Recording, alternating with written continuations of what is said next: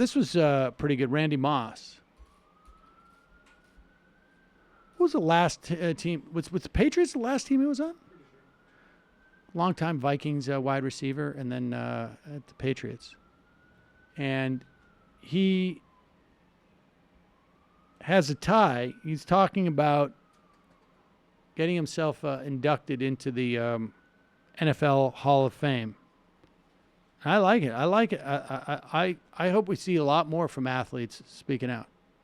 And Randy, after Ray talked, I want you to tell us and explain to us your tie, because I was explaining to these guys that you have certain names on your tie, and I think they all tie in together. Can you guys share that with us?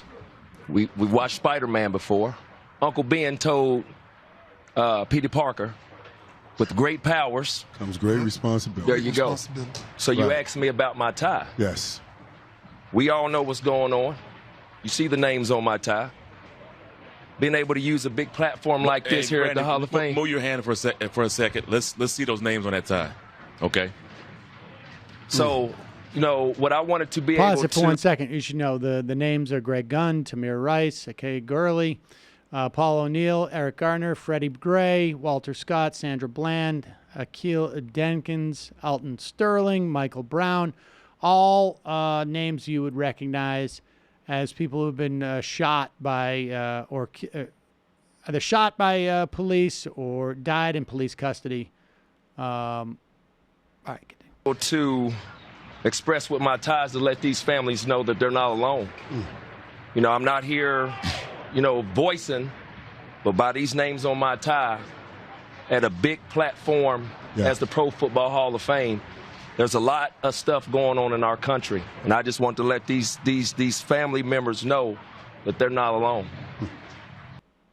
I mean, you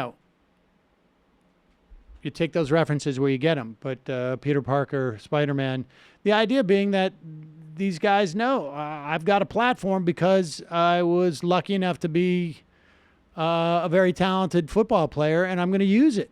You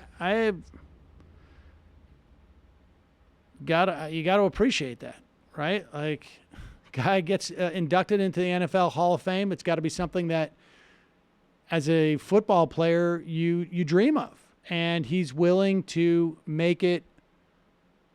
He's willing to draw the attention away from his football achievements and expend some of that on what is going on and what has been going on in the way that police the African-American community, and so good for him.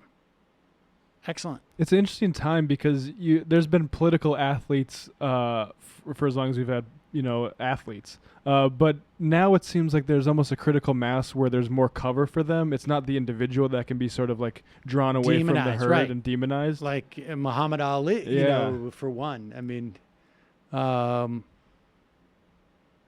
it's good. That doesn't mean they won't try to do it to them. Oh, no, of course. Of course. I think you're right. And it can only be a good thing to get these ideas out in front of as many people as possible. That's pretty good.